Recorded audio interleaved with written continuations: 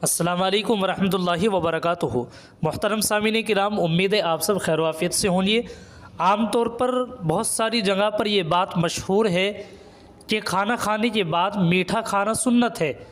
تو آئیے سامعین کرام، آج کی اس ویڈیو میں ہم اس بات کو تفصیل سے جانتے ہیں تاکہ ہمیں معلوم ہو جائے کہ کھانا کھانے کے بعد میٹھا کھانا سنت ہے یا نہیں۔ آئیے اس سلسلے میں آپ حضرات کے سامنے دو فتوے پڑھ کر کے سناتا ہوں، جس کو آپ اپنی اسکرین پر بھی دیکھ سکتے ہیں اور اس کو آپ سماعت بھی فرمائیں۔ جن میں سے ایک علامہ بن نوری ٹاؤن کراچی کا فتویٰ اور دوسرا دارالعلوم دیوبند کا فتویٰ ہے۔ سب سے پہلے آپ سے گزارش ہے کہ آپ اگر چینل پر نئے ہیں، سبسکرائب نہیں کیا تو سبسکرائب بھی کر دیں، ویڈیو کو لائک اور شیئر بھی کر دیجیے گا۔ سب سے پہلے میں آپ حضرات کو علامہ بن نوری ٹاؤن کراچی کا فتویٰ سوال اور جواب کی روشنی میں سناتا ہوں، آپ حضرات اس کو سماعت فرمائیں، جس کا عنوان ہے کیا کھانے کے بعد میٹھا کھانا سنت ہے؟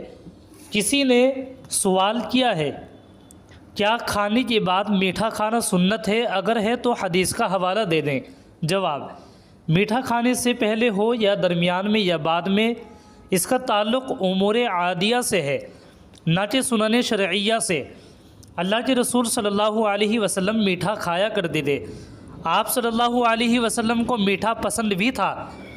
حدیث مبارکہ میں آتا ہے کان رسول اللہ صلی اللہ علیہ وسلم یحب الحلواء والعسل، مشکات المصابیح صفحہ 36، یعنی آپ صلی اللہ علیہ وسلم میٹھا اور شہد پسند فرماتے تھے، لیکن آپ صلی اللہ علیہ وسلم کا کھانے کے بعد میٹھا کھانے کا معمول ہو، یہ کسی صحیح حدیث سے ثابت نہیں ہے۔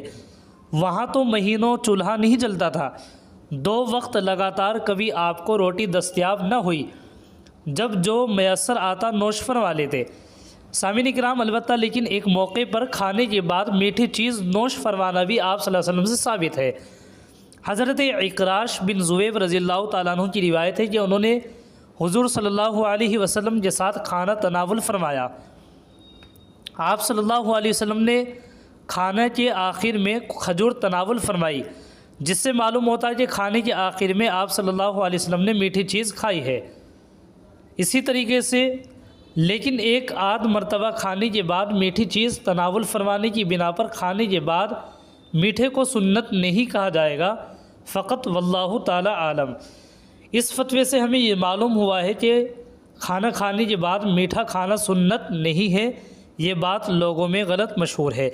چلیے سامعین کرام، اب میں آپ کو دارالعلوم دیوبند کا فتویٰ بھی سوال اور جواب کی روشنی میں سناتا ہوں، اس کو بھی ہم دیکھتے ہیں کہ اس میں کیا پوچھا گیا ہے اور اس کا کیا جواب ہے۔ کسی نے دارالعلوم دیوبند سے سوال پوچھا ہے کیا ہر کھانے کے بعد میٹھا کھانا سنت ہے؟ کیا حضرت محمد صلی اللہ علیہ وسلم دونوں کھانے کے بعد میٹھا کھاتے تھے، اور وہ میٹھے میں کیا کیا کھاتے تھے؟ اور حضرت محمد صلی اللہ علیہ وسلم دن میں دودھ کتنی دفعہ اور کس وقت پیتے تھے؟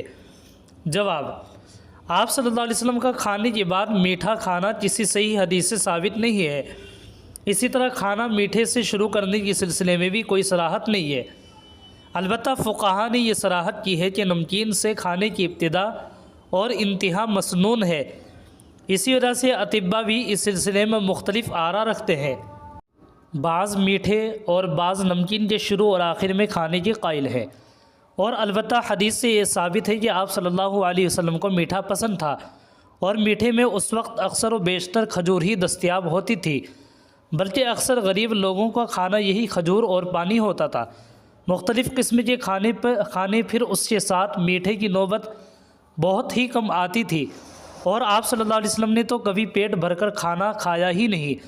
حضرت عائشہ خود فرماتی ہیں کہ 3 دن ہو جاتے تھے گھر میں چولہا بھی جلایا نہیں جاتا تھا، آپ پیٹ پر پتھر باندھ لیتے تھے، کبھی صرف دودھ ہی تناول فرما لیا کرتے تھے۔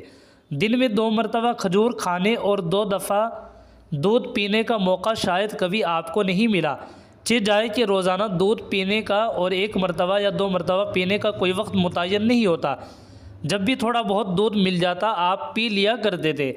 اسی طرح جو بھی کھانے میں مل جاتا تناول فرما لیا کرتے تھے، بہت زیادہ تکلف اور کھانے میں اہتمام نہیں فرماتے تھے، اور آپ کا یہ سب فقر و فاقہ اختیاری تھا، ورنہ حق تعالیٰ نے تو آپ سے یہ فرمایا تھا کہ اگر آپ چاہیں تو پہاڑوں کو سونا بنا دیا جائے۔ جواب میں آپ نے عرض کیا، میں تو یہ چاہتا ہوں کہ ایک روز کھانا ملے تاکہ شکر ادا کروں، ایک روز بھوکا رہوں تاکہ صبر کر سکوں۔ سامعین کرام، یہ تھا مادر علمی دارالعلوم دیوبند کا فتویٰ۔ امید ہے آپ کو بات سمجھ میں آ گئی ہوگی۔ اب آپ سب سے گزارش ہے کہ آپ ویڈیو کو لائک، شیئر اور سبسکرائب بھی کر دیجیے گا۔ جزاکم اللہ خیرہ۔ السلام علیکم ورحمۃ اللہ وبرکاتہ۔